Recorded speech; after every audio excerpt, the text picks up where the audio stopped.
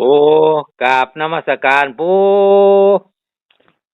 งานเล่นเยอะ ปู่ฝนตกบ่ปู่ก็บ่ตก2-3มื้อแล้วนี่แดดโอ้ยเข้าคันห้อยเหี่ยวแล้วดิเดี๋ยวนี้2-3มื้อแล้วครับปู่รบกวนว่าปู่ช่วงนี้อ๋อบ่ทันได้นอนดอกนอนเบิ่งข่าวอยู่เนี่ยเอ้มื้อเบิ่งนี้ข่าวชายแดนนี่เขมรอยู่ใกล้ๆนี่บ่ปู่เขาเจ้ารบกันดีๆบ่เดี๋ยวนี้ โอ้มันก็มาปึงใส่กันอยู่แหล้วมันสิได้รบบ่ถ้าเบิ่งเขาสิเว้ากันตกลงกันบ่ โอ้ยบ่ไกลเด้10กิโลเด้จากตรงนี้ไปหั่นว้ายคืออยู่ใกล้แต่ละปู่โอ้ปืนเคาะก็ตกมาฮอดวัดตกบางปีนั่น โอ้คือว่าแต่ย่านอพยพมาอยู่อุดอนซะเป็นหยังล่ะปู่ ตกมาฮอดโรงเรียนถึงโรงเรียนก็ถึงโบสถ์ว่าหั่นบางปีนั่นปี54บ่ ครับ นิสัยมันก็สิไปทั่วโลกว่าบัดมันลบกัน ครับเพิ่นรบกันย้อนอีหยังล่ะปู่ เรื่องบ่ได้เบิ่งข่าวผมยังพอบ่ได้เบิ่งบ่ข่าวบ่ได้สนใจเลยปู่มีแต่ได้เบิ่งผ่านๆตา วง รายละเอียด มัน รายละเอียดบ่มี อยู่อุบลเด้บางมื้อนั้น โอ้เอาเพิ่น ตายตัวหนึงว่าหั่น ที่เพิ่นบ่เข้าใจกันบางอย่างเอาเนาะปู่เนาะบ่เป็นหยังดอกปู่ถามเท่านี้ล่ะถามเท่านี้ล่ะปู่ อ่า บ่บรรยายละ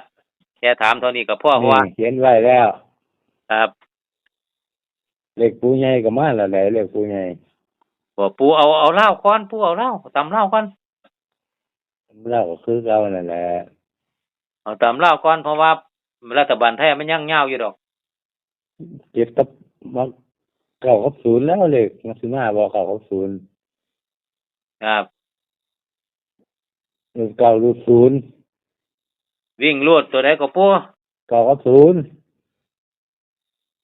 วิ่งเก้า 90วิ่ง0ครับ กับ2โตไปก่อนเด้อ ครับ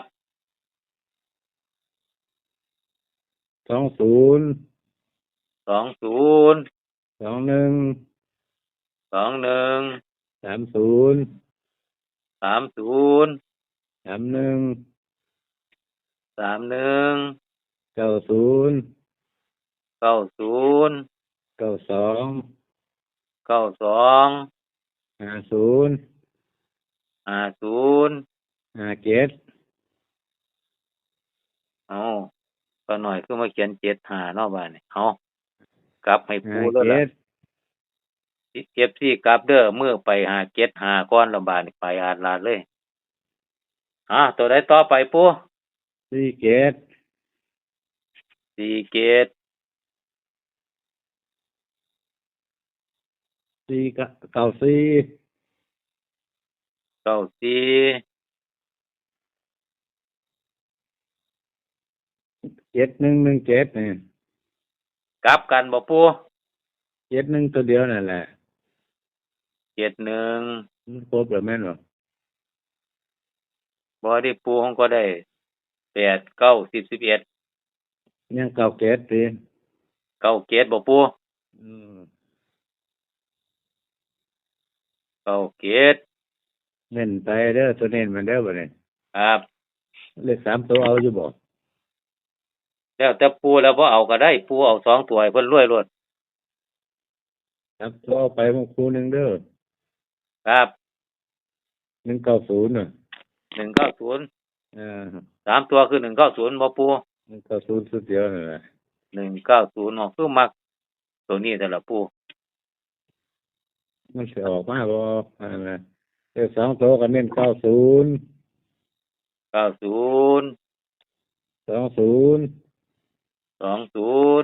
50ตัวใดก็ปู เลขติดศูนย์เอาหมดทุกโตน่ะ 30 50นี่บ่ เลขติดศูนย์น่ะ 30 50 4คู่เท่านี้บ่ปูตัวเน้น 57ครับ57กับ71น่ะ 57กับ71 เน้น อ้าว 6คู่ปล่อย6คู่เน้น6คู่ตัวเน้นมันน่ะ6คู่ ครับ5775ได้ FC พอย5บ่ขาดอกให้มันออกมาโลดออก57กับ75นี่โลดไป คือจังวังหันล่ะคือ6446โอ้ยบางหันเลข4664ก็มันมีสิแต่มันว่ามันออกดูด้วยบ่ให้เนาะก็วิ่งก็วิ่งซิ่งเนาะ แม่นปูมันออกดูอีหลีนะครับ ก็วิ่งถ้ามาก็วิ่งถือเลขวิ่งมันเข้าทุกงวดเลย ออกคักเพิ่นเว้ย บางทีก็เก็ตหายไปแต่เก็ต447ครับ ยังพอส่วนหนึ่ง สำหรับแนวทางตำราวปู่เสือ วันที่9มิถุนายน68วิ่งรูดไปที่9กับ0แม่นบ่ล่ะปู่ครบบ่นี่คือบ่ 0 สองตัวมี20 21 30 31 90 92 50 75ขาน้อยกลับเลย เขียนผิดปู่บ่เป็นหยังเด้ออนุโลมเด้อปู่เด้อ FC กลับก็แล้วกัน เพราะว่าปู่ให้57พอให้5เขียน75ออกในแม่75นี่นะครับเอาสำหรับต่อไปนะครับติด4 47 94ต่อไป71 97เด่นเน้นหนักไปที่20 90 30 50 75 71 6คู่แม่นบ่ปู่ อัน930นั่นคู่หนึงเลย3โตว เพิ่ม9ครับ30บ่ปู่ เลยมันงามเลยคู่นี่